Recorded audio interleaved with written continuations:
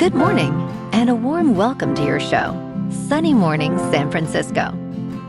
I'm your host, Melissa, and it's Wednesday, March 11th. You'll be interested to know, 38 years ago, today, in 1988, a self-replicating program known as the Morris worm made its presence felt across dozens of networked computers, revealing how software could spread and prompt widespread attention. Its discovery led to the creation of dedicated computer security practices and the birth of a community focused on protecting networks and raising awareness about digital resilience. So now you know. And now, it's time for the Surf Report. Wednesday at Ocean Beach. This morning it's looking clean with waves at 3 to 5 feet. Conditions stay clean until around noon, when they shift to choppy as the wind turns onshore at 3 miles per hour. Expect the swell to hold steady throughout the day, with winds increasing to 10 miles per hour by 2 p.m. Best time to ride is at 10 a.m. with a 2-foot outgoing low tide, when the west-northwest swell is 3 feet at 13 seconds, and the offshore wind is 2 miles per hour. The first low tide on Wednesday will be a 1/2 foot at 1 p.m., followed by a 4-foot high tide at 9:15. The nearshore buoy in San Francisco Bar reads 57 degrees for the water temperature. Thursday offers fair conditions with waves around 3 to 4 plus feet, becoming clean in the morning before choppy winds pick up later. Friday maintains similar size, with clean conditions early on, but transitions to choppy waves by evening. Saturday sees a steady 3 to 4 plus feet, but conditions become increasingly choppy, especially in the afternoon. This morning it's sunny and it feels like 54 degrees with 6 mile per hour wind. The sunset will take place at 7:13 and it will rise again tomorrow at 7:24. It looks like we're in for some mostly cloudy skies today, with a high around 60 and a mild breeze. Tonight, expect continued mostly cloudy conditions, with a low of 56 and light winds picking up a bit. Looking ahead in the weather. Thursday will be sunny with a high near 68 and a northwest breeze near 10 miles per hour, becoming partly cloudy overnight with a low around 52. Friday and Saturday stay mild with highs in the mid to upper 60s and lows in the low to mid 50s. Then Sunday warms to near 72 with mostly sunny skies and a mostly cloudy night around 57. Bonjour, food enthusiasts. This podcast is brought to you by Versailles Cafe and Pastries in Encinitas. Nestled on El Camino Real South, just north of Encinitas Boulevard, this cafe is a haven for culinary delights. Indulge in their amazing Eggs Benedict or their gluten-free crepes. You can grab a panini for lunch or just breeze on through to get your morning coffee. They are open every day from 8 to 5. So stop on by and don't forget to tell them Sunny Morning sent you. In local news, several environmental groups, including San Francisco Baykeeper and the Center for Biological Diversity, are suing to stop the recent water diversions ordered by President Trump. They claim that these diversions violate the Endangered Species Act and could harm fish populations, including chinook salmon. John Rosenfield, Ph.D., from San Francisco Baykeeper, argues that the Bureau of Reclamation has failed to consult with federal regulatory agencies and has enshrined previous violations in new operations. With water supply concerns growing due to an unpredictable snowpack and dwindling resources from the Colorado River, this conflict could escalate in the coming months.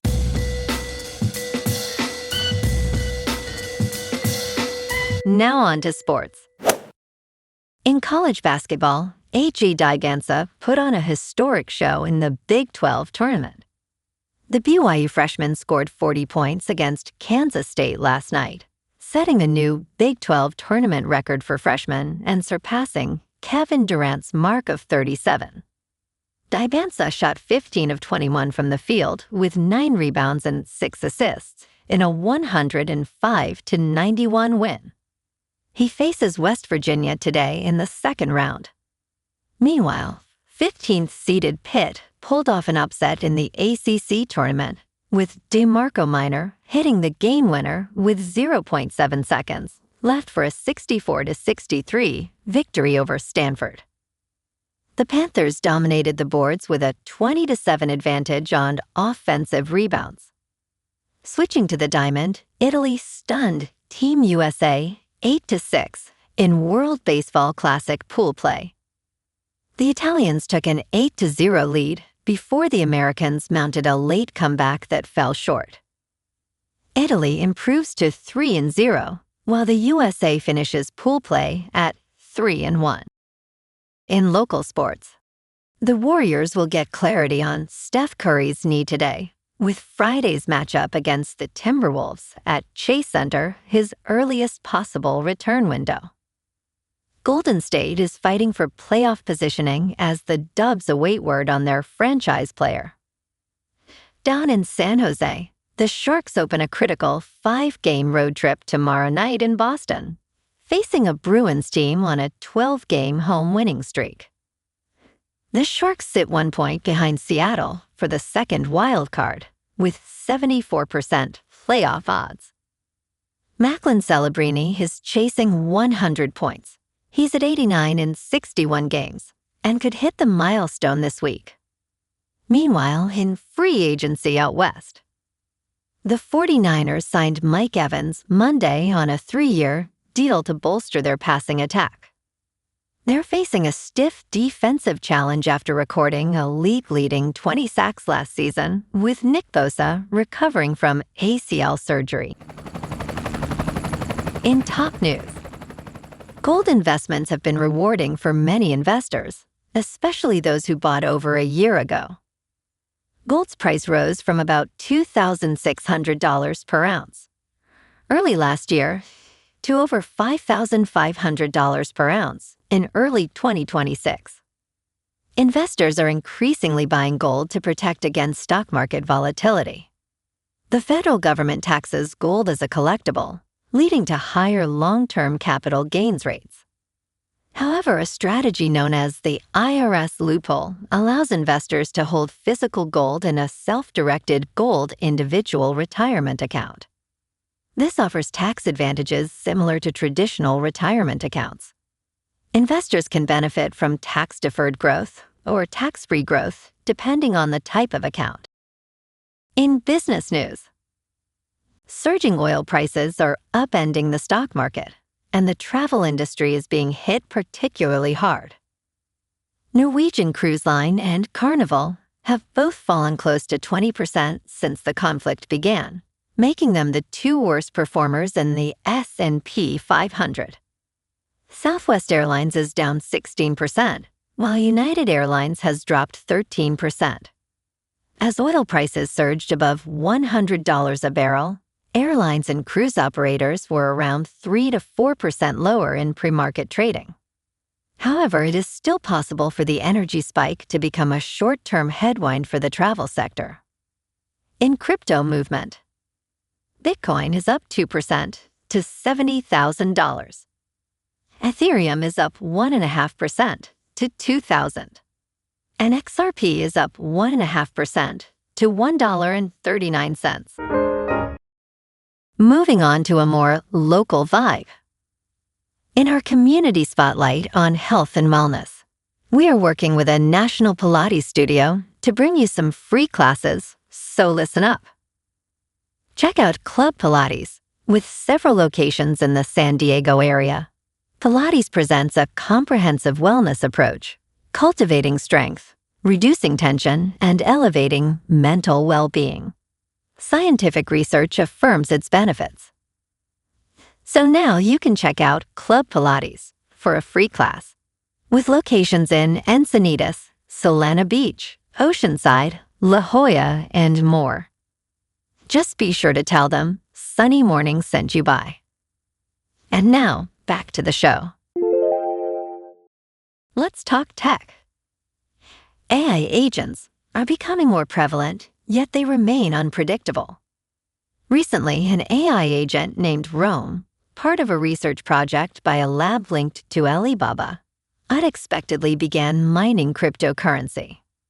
Researchers discovered this unusual activity through severe security alerts, indicating attempts to access internal resources.